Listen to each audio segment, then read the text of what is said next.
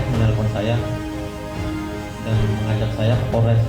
Ya saya bilang ke Pak Rudiana juga pada situ, Pak, buat jadi saksi apa? Anak saya yang meninggal kan. Nah, sedangkan saya tidak tahu kejadian itu. Kenapa dari sejak 2016 saja diminta perlindungan LPSK? Kenapa sekarang nanti rame nih baru minta perlindungan LPSK untuk kemudian membalik keterangannya? Ini kan aneh. Kita di sini mau bela korban atau mau bela terpidana? Meskipun saya masuk penjara, menggantikan baju perbuatan itu sosial Pak.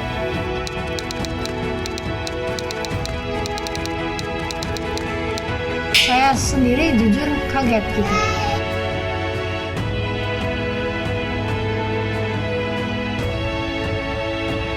Pak Eki,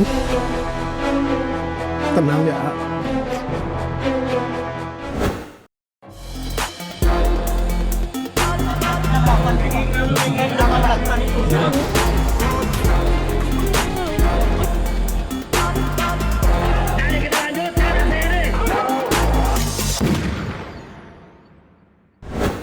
Dalam dunia yang penuh dengan intrik dan kebohongan, kesaksian seorang Dedek Riswanto membawa harapan baru untuk keadilan. Namun jalan menuju kebenaran tidaklah mudah. Ini adalah cerita tentang keberanian, pengkhianatan, dan pencarian keadilan yang tidak kenal lelah.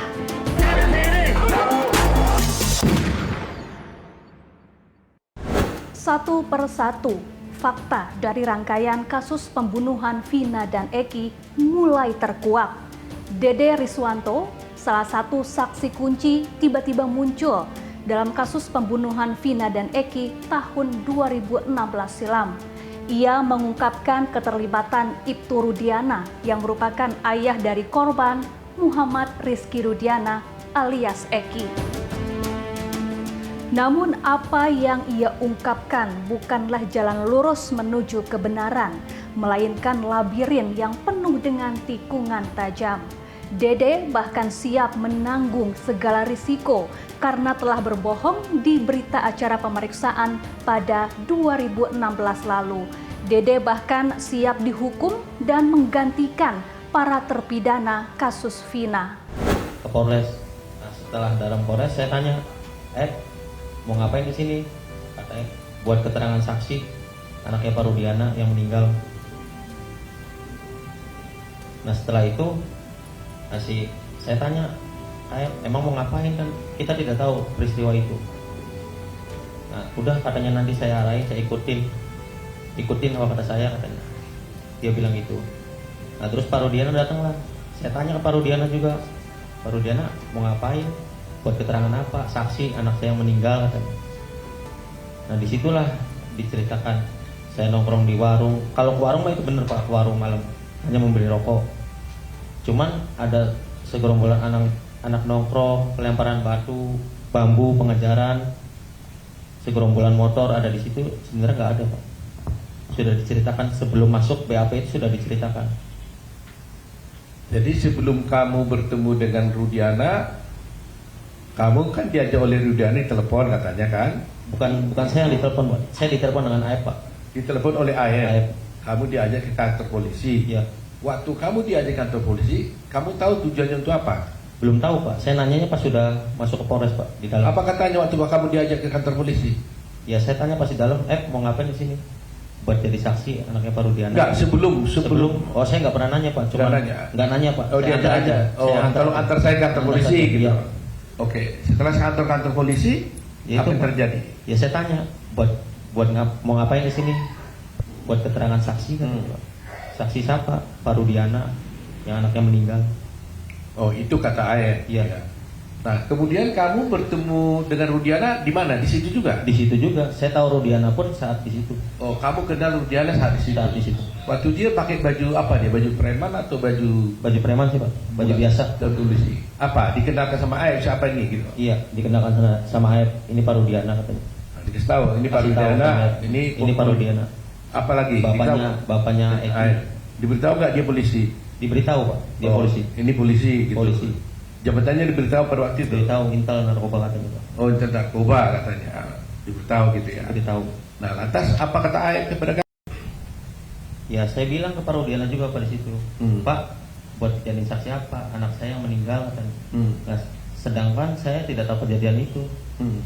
Dan saya pun tidak kenal nama-nama dan muka, dan peristiwa itu emang tidak tahu sama sekali, Pak. Nah, terus apa kata Rudiana? Kata F Oh, kata dan F. Rudiana, ya bilang, Pak, ya udah ntar saya kasih tahu katanya. Ya setelah dikasih tahu, pada saat nongkrong di situ, pada saat ke warung ada orang segerombolan nongkrong, terus melihat pelemparan batu kepada anaknya Pak Rudiana. Nah, terus dilempar batu itu tidak kena, terus pengejaran membawa bambu. Nah, terus setelah itu ya tidak tahu kejadian itu lagi, Pak. Setelah pengejaran tidak tahu. Sudah sampai situ doang, Pak. Tadi kan kamu ceritakan bahwa kamu diarahkan oleh AF dan Rudiana. Saya mau lihat perannya masing-masing. AF ngomong apa, Pak Rudiana ngomong apa? AF ngasih tahu, bilang aja ya ada segerombolan orang di situ, Pak. Baik. Terus Pak Rudiana? Pak Rudiana ngasih tahu masalah motor sama nama, Pak. Sama nama? Iya, motor dan nama saya tahu dari Pak Rudiana, dikasih tahu sama Pak Rudiana. Oh, nama-nama pelaku. Nama-nama pelaku. Iya. Apa katanya waktu itu? Kan saya bilang saya nggak kenal, Pak, nama-nama pelaku. Nah, Muka pun nggak kenal. Terus kata Pak Rudiana, ya udah ntar saya kasih tahu nama-namanya pelakunya. oh dikasih tahu. Dikasih tahu. Tapi sekarang kamu datang mengaku bersalah. Kamu tahu risikonya ini buat kamu? Tahu, Pak, sangat tahu resikonya. Kamu tahu bahwa kamu bisa dipenjara gara-gara pengakuanmu sekarang ini? Tahu, Pak, saya siap resikonya, Pak.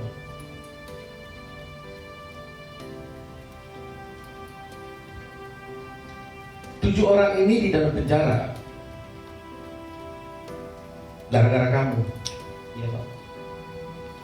Kamu bersedia nggak masuk penjara supaya 7 orang ini keluar? Sangat bersedia, Pak. Yang penting intinya 7 terpidana itu saya mau keluar, Pak, bebas seperti kehidupan saya kemarin, Pak, karena saya merasa bersalah. Meskipun kamu masuk penjara, Siap, Pak. Meskipun saya masuk penjara menggantikan 7 terpidana itu, saya siap, Pak. jadi kau siap 7 orang keluar, kamu masuk penjara Siap, siap, Pak. karena kamu merasa bahwa mereka masuk penjara gara-gara kamu. Bukan saya, Pak. Menanggapi tudingan yang dilayangkan Dede, Ibtu Rudiana menyiapkan serangan balik. Ia menolak segala tudingan keterlibatannya dalam kasus pembunuhan Vina dan Eki. Ibtu Rudiana menunjuk Elsa Syarif, Pitra Romadoni, dan Perkumpulan Penasihat Hukum Indonesia atau Perhaki sebagai kuasa hukumnya. Tim kuasa hukum menilai selama ini pemberitaan dan tudingan terkait keterlibatan Ibtu Rudiana terkait penangkapan para terpidana kasus kematian Vina dan Eki adalah hoaks. Sebelumnya, Ibtu Rudiana juga telah dilaporkan ke Bareskrim atas dugaan penganiayaan kepada terpidana. Kuasa hukum menilai laporan itu belum tentu ditindaklanjuti. Pada bulan Mei 2024 yang lalu, kita semua masyarakat Indonesia telah menonton Vina sebelum 7 hari. Semua apa? Semua menyatakan setuju. Cari itu pelakunya. Tangkap itu pelaku gitu. Tapi setelah ditangkap oleh Polda Jawa Barat, semua berbalik, bela terpidana. Bebaskan dia, seperti itu. Saya merasa aneh terkait dengan pemikiran kita semua. Kita di sini mau bela korban atau mau bela terpidana. Jadi janganlah kita pantik persoalan hukum ini dan menghancurkan harkat martabat nasib keluarga Ibtu Rudiana. Beliau sudah sedih kehilangan anaknya. Beliau sudah terpukul kehilangan putranya. Keluarganya bersedih setiap hari dengan perundungan, bulian, dan lain-lain netizen. Selama ini beliau diam. Apakah kita tega menghujat korban, menghujat orang yang sudah mati, menghakimi orang yang sudah mati?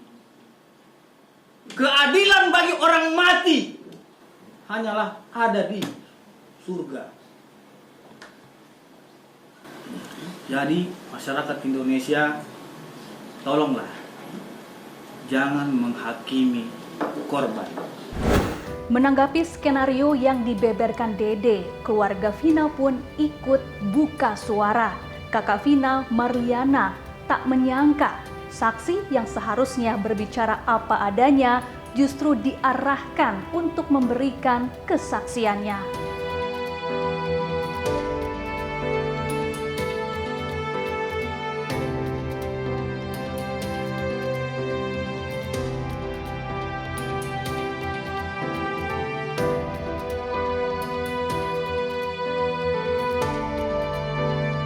Saya sendiri jujur kaget gitu.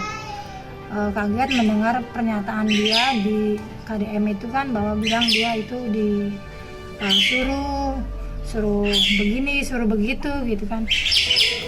Ya jelas kaget sih Mas. Yang percaya atau gimana? Kalau masalah percaya atau tidak kan saya balik lagi ke proses hukum aja. Saya menghormati proses hukum gitu kan. Jadi untuk selanjutnya, untuk seterusnya gitu kan, saya menyerahkan ini semua ke proses hukum yang berjalan.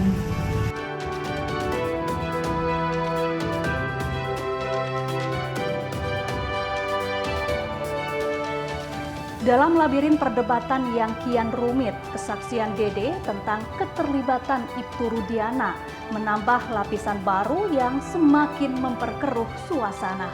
Seperti berjalan dalam lorong-lorong berliku tanpa ujung, kedua belah pihak seolah saling tuduh. Lantas, siapa yang sebenarnya berkata bohong? 1000% fitnah dan bohong. Kenapa? Klien kami tidak pernah mengarahkan, klien kami tidak pernah melakukan penganiayaan, klien kami tidak pernah memaksa, dan apapun juga yang dituduhkan sekarang yang sedang bergulir, itu akan kami bantah lewat jalur hukum. Tapi lewat media ini kami ingin sampaikan bahwa stop trial by the press, stop trial by the netizen terhadap klien kami. Akan kami buktikan bahwa selama proses penyelidikan sampai ke penyidikan sampai putusan nomor 4 tahun 2016, itu klien kami profesional sebagai seorang polisi menyerahkan semuanya kepada proses hukum yang berlaku. Penyidikan berlangsung dengan fair, kemudian sampai ke pengadilan berlangsung dengan pengadilan yang cepat, berbiaya ringan, dan kemudian semuanya diputus sesuai dengan putusan nomor 4 tahun 2016. Itu intinya. Oke, Bang Mardiman, Ya. tolong dikoreksi terkait dengan bahwa LPSK menerima pengajuan perlindungan terhadap saksi dan mungkin kecenderungan bahwa ada salah treatment ketika 2016. Bagaimana hal tersebut kepada Pak Ibtu Rudiana sendiri? LPSK melindungi Dede, saya rasa tidak menunjukkan implikasi apapun. Semua orang berhak ketika dia merasa keselamatannya terancam ketika dia memberikan kesaksian, itu berhak minta perlindungan kepada LPSK. Mau dilindungi atau tidak dilindungi LPSK tidak mengubah fakta dan data hukum yang sudah kita pegang dan kita yakini sebagai kuasa hukum Rudiana bahwa klien kami adalah orang yang benar, proper di dalam menjalankan kasus ini. Dan catatan, beliau adalah orang tua dari korban yang anaknya mati oleh para penjahat itu. Itu intinya. Jadi kita tetap menaruh empati ya atas kehilangan anaknya, putranya dari Pak Rudiana. Tapi memang inilah proses yang berjalan. Sebenarnya mengenai pengakuan Dede yang belakangan ini, yang terbaru ini kan sebenarnya rangkaian dari kejanggalan-kejanggalan yang sudah terjadi gitu ya dalam penyidikan ini. Sebagaimana juga memang sempat disampaikan oleh Pak Wakapolri, ya sebenarnya ini penyampaian Kapolri tidak didahului oleh scientific crime investigation. Jadi Dede menyampaikan sendiri keterangannya bahwa dia tidak pernah ya mengetahui ada peristiwa itu gitu ya, peristiwa yang kemudian dituangkan di BAP-nya itu menurut dia itu tidak ada ya. Jadi yang kumpul orang di situ melihat ada melintas ya motor yang almarhum Eki dan Vina kemudian dilempari dan seterusnya itu tidak ada ya, dan bahkan dia juga tidak pernah disumpah sehingga kemudian itu hanya dibacakan saja dalam persidangan. Kemudian di BAP tambahannya itu tanggal 23 September dia juga merasa tidak ada datang ke Polda. Nah ini kan pengakuan-pengakuan yang disampaikan oleh saudara Dede sendiri, bahkan dia jadi sebenarnya ini karena dia terpanggil, dia selama ini hidup tidak tenang gitu ya. Dia merasa bersalah, berdosa karena keterangannya, karena ini sangat apa namanya ya, kunci sekali keterangan itu Aep dan Dede ya, karena saat itu Pak Rudiana mencari tahu sendiri dan bertemu dengan Aep gitu. Walaupun peristiwa itu ada didahului juga tanggal 25 eh, Agustus itu ya, saudara Aep itu ada dipukuli ya karena ada memasukkan wanita lah gitu ceritanya. Nah, Ya. kemudian inilah awal dari kesaksian itu. Sampai di dalam BAP itu juga bisa mengetahui. Padahal Dede katakan dia tidak mengenal seorang pun daripada terpidana itu. Nah, jadi ini kejanggalan inilah yang terjadi. Padahal karena Aib itu memberitahukan kemudian by phone, sehingga kemudian Pak Rudiana datang dengan timnya, ya, beliau dulu di unit narkoba dan menangkap ini. Ini awalnya semua nih. Padahal kalau orang ini ya maksudnya, tapi kita balik lagi kalau untuk membuktikan itu ya bagaimana mereka-mereka ini mengaku tidak bersalah. Jadi juga ini terkait dengan alibi sebenarnya. Alibi di mana mereka ini para terpidana dan kemudian ada saksi Pram, Teguh, Okta, Eko, Liga Akbar gitu ya yang mencabut keterangannya. Sebenarnya alibinya mereka ada di rumah Pak RT. Tapi karena keterangan dari AF ini yang dicopas juga oleh Dede, inilah mengantarkan mereka menjadi terpidana seumur hidup. Itu. Oke, Bang Mardiman, terkait dengan Ibtu Rudiana menyiksa segala macam, seperti apa dari kuasa hukum? Tidak ada itu, Mas. Kapan, di mana, siapa aja yang menyiksa, mana visumnya, ada rekaman CCTV-nya. Ingat, ini kita bicara soal hukum pidana loh. Ya. Ya. Dan mestinya kalau Dede sekarang minta perlindungan LPSK, kenapa tidak dari tahun 2016 itu dia minta juga perlindungan ke LPSK? Iya kan? Kalau dia merasa bahwa pada saat itu dia memberikan keterangan yang tidak benar, ya, dia diperintah oleh Rudiana merekayasa. Berarti kan sejak saat itu kan dia ditekan. Kan begitu? Kenapa dari sejak 2016 saja diminta perlindungan LPSK? Kenapa sekarang nanti rame dia baru minta perlindungan LPSK untuk kemudian membalik keterangannya? Ini kan aneh. Gitu. Oke. Terkait dengan bahwa dulu Ibtu Rudiana narkoba, seperti apa, Bang Mardiman? Narkoba, maksudnya Ibtu Rudiana pakai narkoba? Ya, saat narkoba maksud saya. Oh, ya itu nggak ada korelasinya sama sekali. Ibtu Rudiana adalah orang tua korban dari Eki. Oke. Menemukan anaknya kecelakaan tunggal, disimpulkan waktu itu kecelakaan tunggal. Tapi sebagai seorang polisi, dia memiliki naluri yang berbeda. Anak saya badannya hancur-hancuran, tapi motornya nggak apa-apa. Pasti ada yang nggak benar nih dengan anak saya. Sehingga karena dia memiliki naluri sebagai seorang penyidik, dia mencari kebenaran material terhadap kejadian anaknya. Itu sebenarnya, Mas. Ya, jadi sebagai orang tua, siapapun orang tua termasuk Mas mungkin dan saya, ketika anak kita mengalami hal seperti ini, kita pasti mengejar kebenaran material. Jadi Ibtu Rudiana mengejar kebenaran material, dan ketika dia merasa cukup dengan kebenaran materialnya, dia serahkan ini ke penyidik.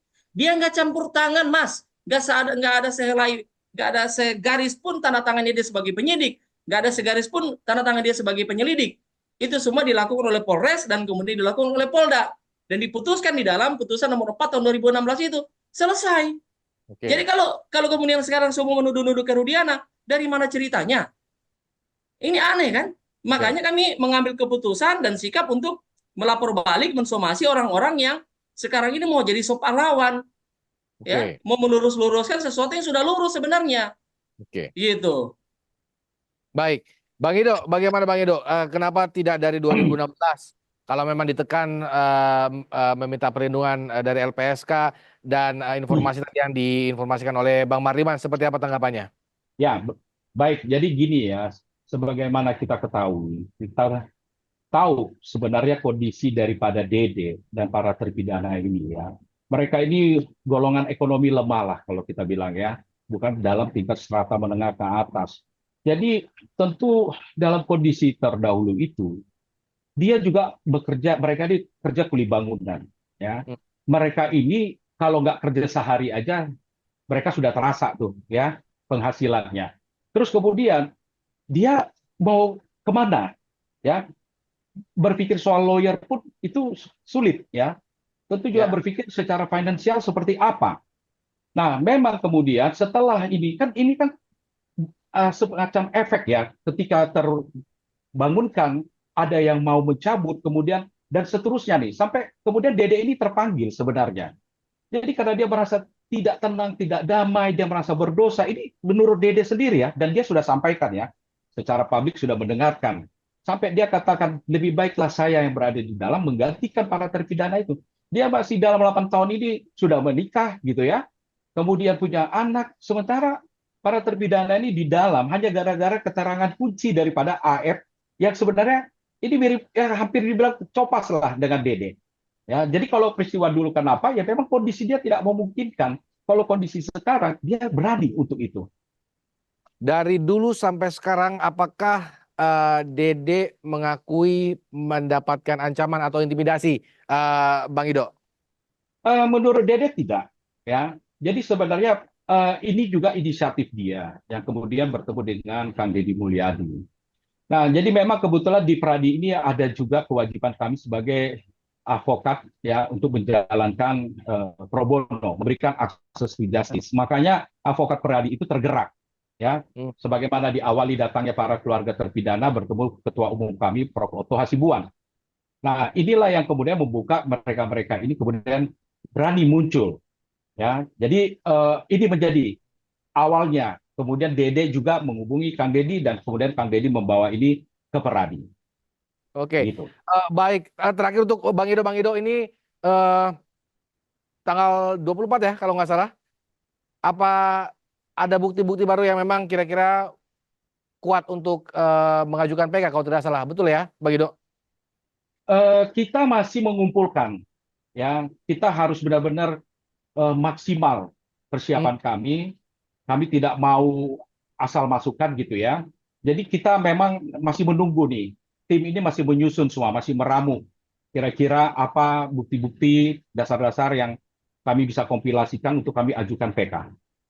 Oke, Bang Mardiman, terakhir Bang Mardiman, terkait dengan tudingan dari Dede, apa yang disiapkan oleh pihak kuasa hukum, lalu kemana sebenarnya Ibtu Rudiana sendiri, karena dia seharusnya dia mungkin ya, mungkin kalau memang kita tidak mengatakan trial by the press, tapi memang mungkin seharusnya dia bisa nongol lah mungkin seperti itu.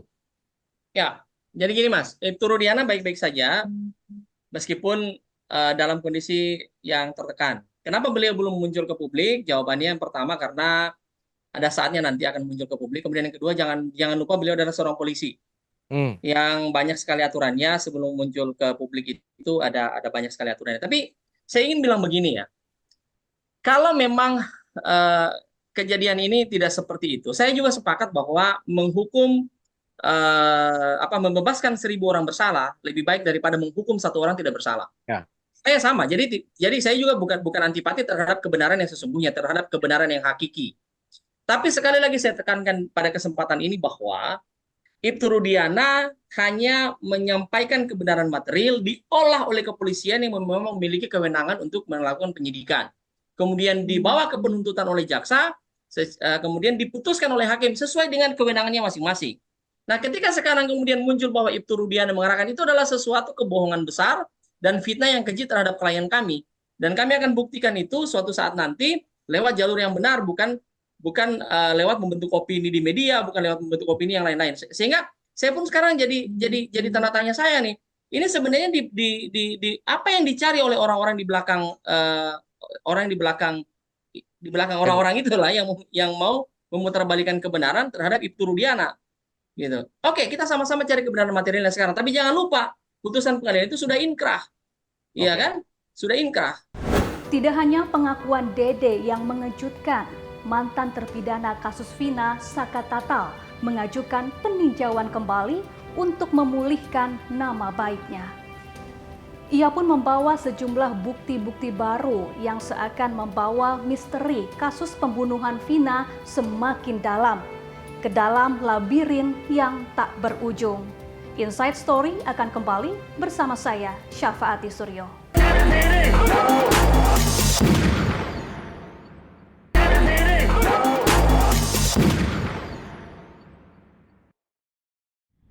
Teka-teki pembunuhan Vina dan Eki terus berkembang dan memunculkan banyak fakta baru. Salah satunya adalah Saka Tatal yang terus melawan untuk memulihkan nama baiknya. Dengan lantang, Saka mengungkapkan sejumlah kejanggalan dalam penetapannya sebagai salah satu tersangka kasus Vina.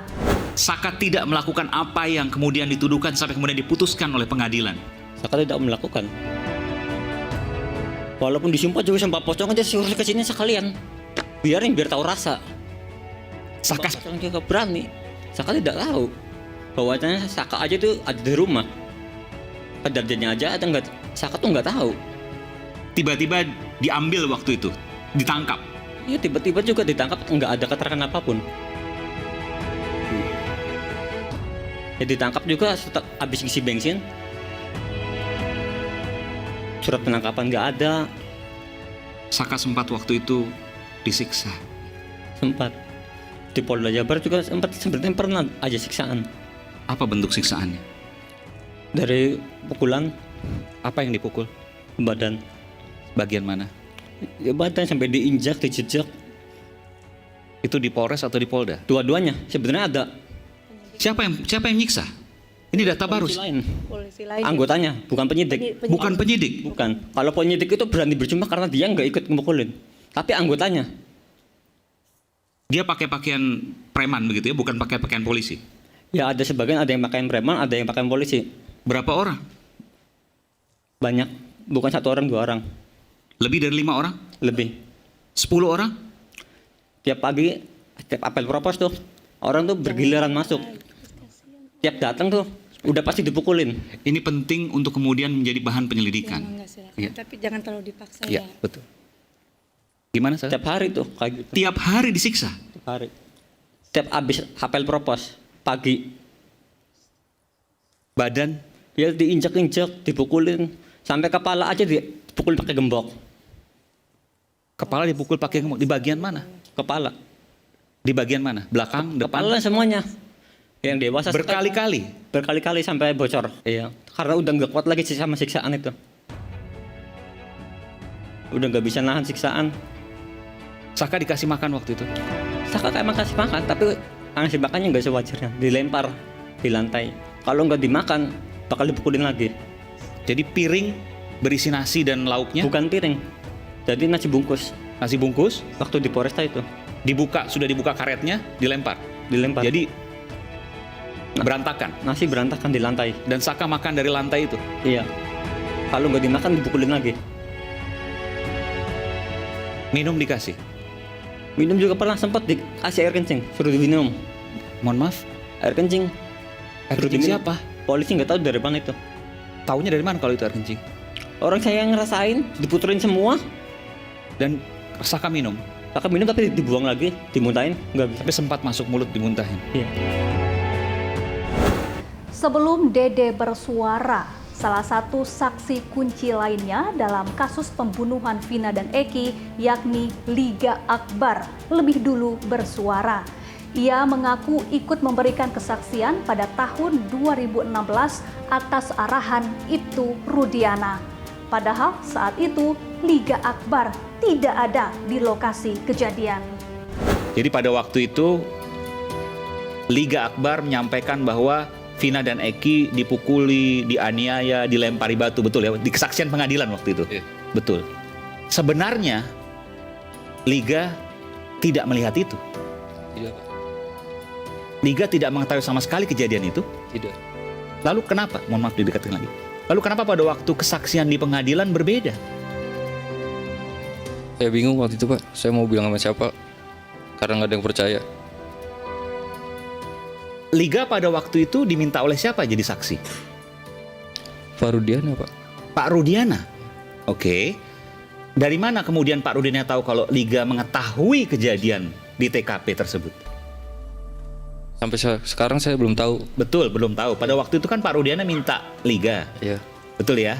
Pada waktu itu kenapa Liga mau? Karena dimintai keterangan soal almarhum Vina dan Eki yang dipakai, dari helm, keadaan motor, itu saja awalnya yang diminta. Pada waktu kejadian Liga ada di mana?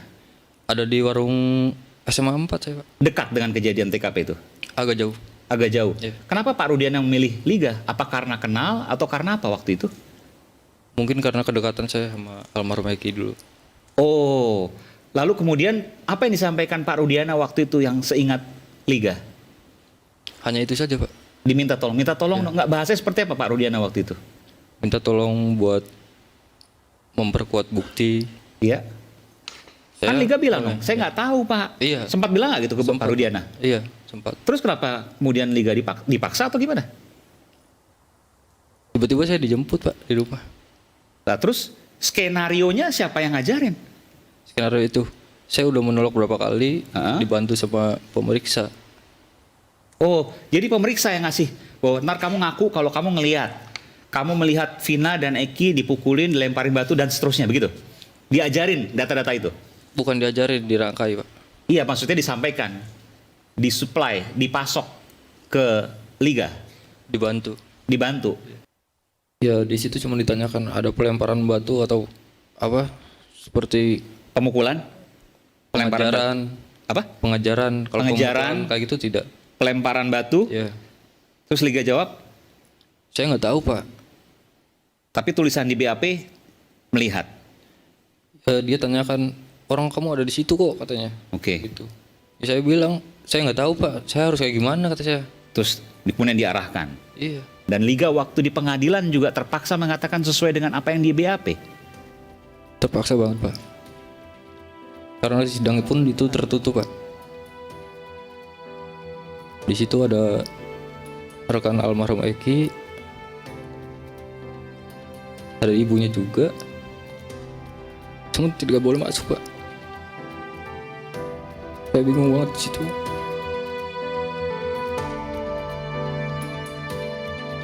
Liga menyesali ini semua. Menyesali betul. Kalau seandainya bisa berbalik, Liga akan mengatakan sesungguhnya apapun yang terjadi. Liga tidak ada ancaman disiksa waktu itu. Nggak apa, katakan aja. Tidak ada, Pak. Tidak ada ya. Dan sampai kapanpun Liga akan mengatakan kebenaran. Sampai kapanpun. Di sisi lain, pengacara Ibtu Rudiana membantah segala tudingan dan meminta semua pihak tidak membuat framing terhadap kasus Vina. Ia juga memastikan tidak ada kekerasan terhadap para narapidana kasus Vina. Apapun hasil investigasi dari PSK ataupun dari pihak manapun terkait dengan perkara ini, yang sudah mendapatkan putusan ataupun keputusan yang memiliki hukum tetap jurisdis binden, artinya ada satu upaya hukum yang akan dilakukan. Jangan kita membuat framing ataupun membawa opini ke masyarakat. Tapi ini lembaga negara loh, masa upaya hukum terhadap lembaga negara? Dari hasil manapun, silakan lakukan upaya hukum. Oh, oke. Lakukan upaya hukum. Karena apa? Perkara ini kan sudah melewati tahapan 3 ya, dari pengadilan pertama, kemudian banding dan kasasi. Mereka menjadi terpidana dan mereka sudah melaksanakan putusan itu. Walaupun nanti ada upaya hukum lanjut yang akan dilakukan oleh penasihat hukum dari ketujuh terpidana. Tapi bahwa apa yang disampaikan tadi bahwa ada dugaan penyiksaan dan lain sebagainya, di mana pada waktu itu adalah komandannya adalah Ibtu Rudiana. Apakah berlangsung diminta atau tidak belum tahu karena penyelidikan belum sampai sana. Tapi orang tentu akan berpersepsi ke sana. Bagaimana Anda menjawab ini? Ibtu Rudiana, klien kami itu, beliau hanya melakukan pengamanan. Artinya ketujuh orang ini beliau mengamankan mereka untuk dibawa karena diduga mereka adalah pelaku. Kemudian tahapannya diselidiki oleh Polres. Jadi rentang waktu hanya cuma sekitar 1 jam yang beliau temukan. Beliau adalah pelapor, korban. Karena anak beliau itu kan meninggal.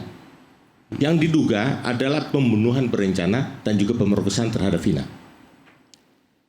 Jadi kalau memang ada tindakan kekerasan yang diduga dilakukan oleh Ibtu Rudiana, saya pastikan itu tidak. Tidak ada? Tidak ada. Menyuruh pun tidak? Tidak ada. Kalaupun ada, itu adalah oknum penyidik dan lain sebagainya misalnya, karena diakui oleh para terpidana? Saya pikir sesuai LPSK tadi? Fakta yang ada di seluruh Indonesia ya. Kalau kita bicara Nggak, Anda tentang... belum jawab pertanyaan saya. Tadi kan LPSK menemukan fakta itu, bahwa ada indikasi, ada dugaan, penganiayaan, penyiksaan bahkan dikatakan tadi. Itu Anda katakan lepas dari perintah Ibtu Rudiana. Itu saya pastikan itu tidak. Kalaupun ada, itu hanya oknum penyidik yang tidak ada kaitannya dengan Ibtu Rudiana. Ya. Dalam sidang peninjauan kembali yang dimohonkan Saka Tatal, diungkap bukti-bukti baru. Di antaranya tidak ada luka tusuk yang ditemukan dalam jasad Eki. Sementara dalam wawancara eksklusif, Ibtu Rudiana menegaskan ia hanya ingin mengungkap kasus pembunuhan Vina dan Eki sejelas-jelasnya. Inside Story akan segera kembali bersama saya, Syafaati Suryo.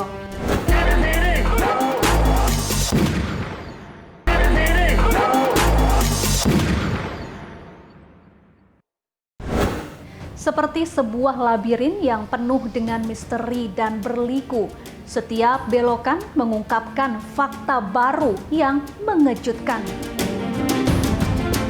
Rabu 24 Juli 2024, mantan terpidana pembunuhan Vina, Saka Tatal, menjalani sidang peninjauan kembali di Pengadilan Negeri Cirebon, Jawa Barat. Langkah ini diambil Saka sebagai upaya untuk membersihkan nama baiknya dari catatan hukum. Dalam dalilnya, Saka Tatal mengatakan kasus pembunuhan Vina dan Eki tidak ada hubungannya dengan dirinya. Pihak Saka juga menyampaikan temuan 10 bukti pamungkas dalam persidangan. Luka di wajah Vina dilakukan oleh Andi yang merupakan buronan fiktif. Hasil visum Vina menunjukkan adanya pendarahan di hidung yang diduga akibat kecelakaan. Ditemukan serpihan daging di baut tiang penopang lampu jalan di TKP. Terdapat goresan di sepeda motor milik Eki pada bagian kanan yang sesuai dengan luka Vina dan Eki di bagian kanan. Kesaksian Liga Akbar yang mengakui kebohongannya di program Rakyat Bersuara iNews TV. Keterangan Kapolri yang mengatakan penyidikan kasus Vina tidak berdasarkan Scientific Crime Investigation.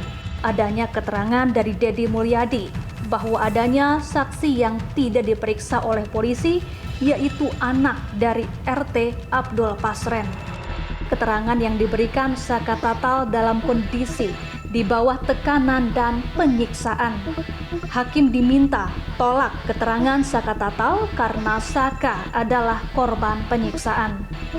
Bukti terakhir penghapusan 2 DPO oleh Polda Jawa Barat dan dibatalkannya status tersangka Peggy Setiawan dalam sidang pra-peradilan. 10 bukti pamungkas yang diajukan Saka Tatal diharapkan bisa memuluskan langkah Saka Tatal memulihkan nama baiknya. Sementara itu, termohon dalam sidang peninjauan kembali yang diajukan Saka Tatal, yaitu Kejaksaan Negeri Cirebon, menjawab bahwa proses penyelidikan dan penyidikan dalam kasus pembunuhan Vina dan Eki sudah sesuai prosedur.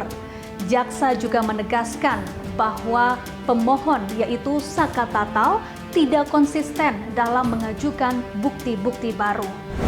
Kesimpulan, 1. Bahwa peninjauan kembali tidak konsisten dalam pemohonannya, yaitu bahwa pemohon peninjauan kembali menjelaskan bahwa kejadian tersebut merupakan kecelakaan lalu lintas, tetapi dalam dari isi permohonan lain bahwa penjelasan terpidana Saka Tatal melakukan pemukulan terhadap korban Muhammad Rizky Rudiana.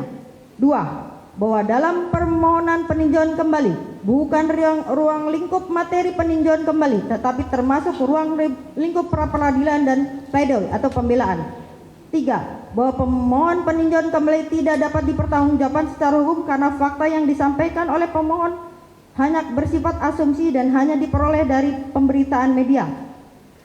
Bahwa seluruh isi memori dari pemohon peninjauan kembali bukanlah merupakan keadaan baru atau bukti baru, atau novum, dan alasan-alasan terkait kehilafan atau kekeliruan hakim dalam memutus perkara anak Saka Tatal bin Bagja bukanlah merupakan alasan yang dapat dipertimbangkan maupun diterima, sehingga seyogyanya alasan-alasan dari penasihat hukum peninjauan kembali tersebut haruslah dikesampingkan karena bukan merupakan alasan untuk dapat dilakukannya peninjauan kembali berdasarkan pasal 263 ayat 2 KUHP.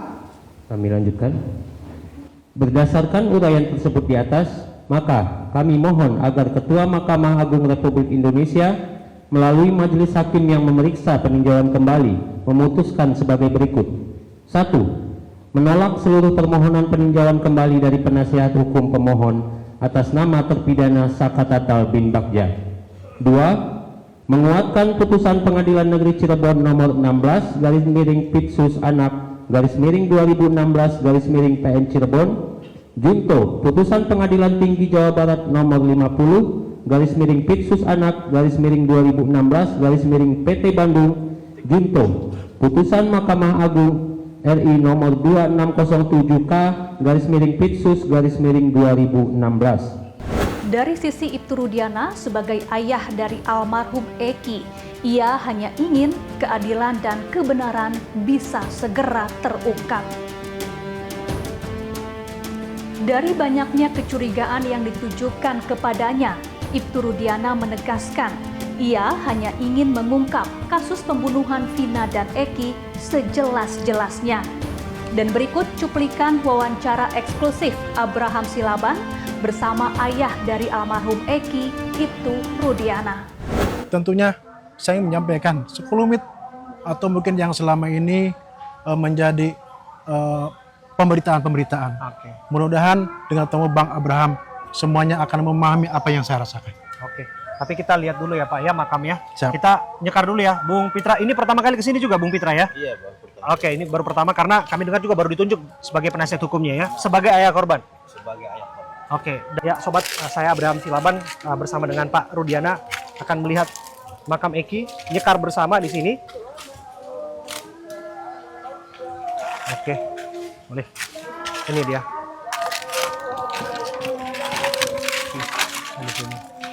Ini makamnya ya Pak ya. Muhammad Rizky bin Rudiana. Lahir di Bandung. 11 Juli 2000 ya. 11 Juli 2000 artinya waktu peristiwa itu tanggal 27 bulan 8 2016 mengembuskan napas terakhirnya usia 16 tahun. 16 tahun. Oke. Pak, kami dengar nih Pak Rudiana. Siap. Pak Rudiana disebutkan jarang datang ke makam ini, jarang nyekar dan lain sebagainya. Bisa cerita kepada kami, betul nggak itu? Terima kasih, saya luruskan. Saya hampir seminggu sekali, bahkan mungkin seminggu 2 kali, pasti jarang seperti kesini. Namun saya tidak pernah publikasikan. Tentunya itu sebagai orang tua, rasa sayang pada anak untuk mendoakan mudah-mudahan almarhum anak kami bisa tenang di alam sana. Oke. Ini ada bawa ini ya Pak ya? Siap. Ada bawa mawar, ada bawa bunga. Nah, silakan Pak, kalau mau nyekar Pak.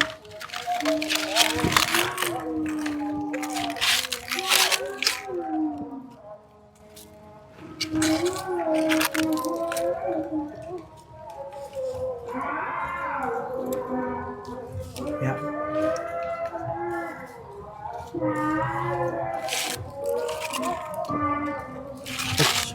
Ya, Bung Pitra juga.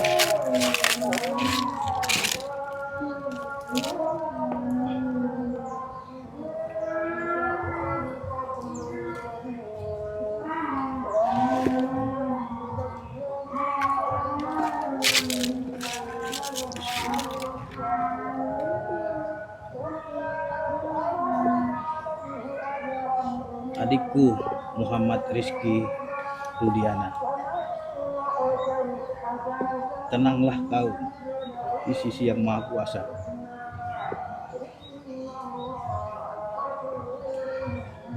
Ayahmu di sini sudah hadir menemuimu, dan saya penasehat yang menjadi pembela keadilan bagimu akan berjuang untuk memberikan rasa keadilan bagi dirimu dan keluargamu dan ayahmu.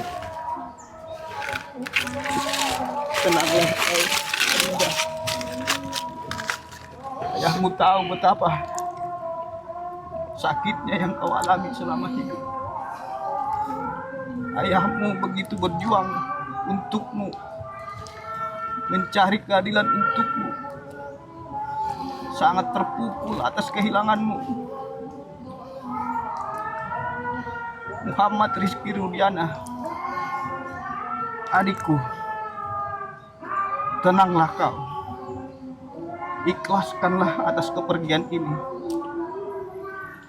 dan kami akan berjuang untukmu sampai akhir hayat keluarga kami. Pak Rudiana, ada yang disampaikan, Pak? Baik. Ya Allah, mudah-mudahan anak saya Muhammad Rizky ditenangkan di alam sana. Saya selalu mudahkan.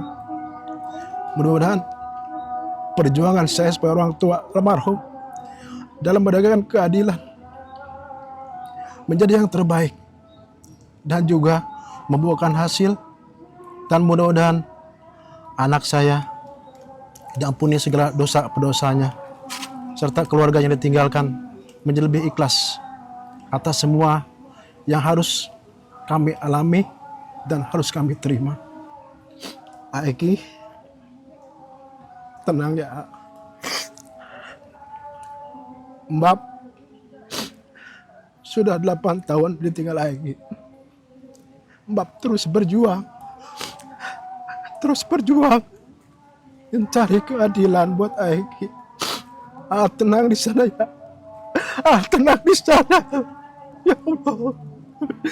Tenang di sana Aeki. Astagfirullah. Ya Allah. Ya Allah.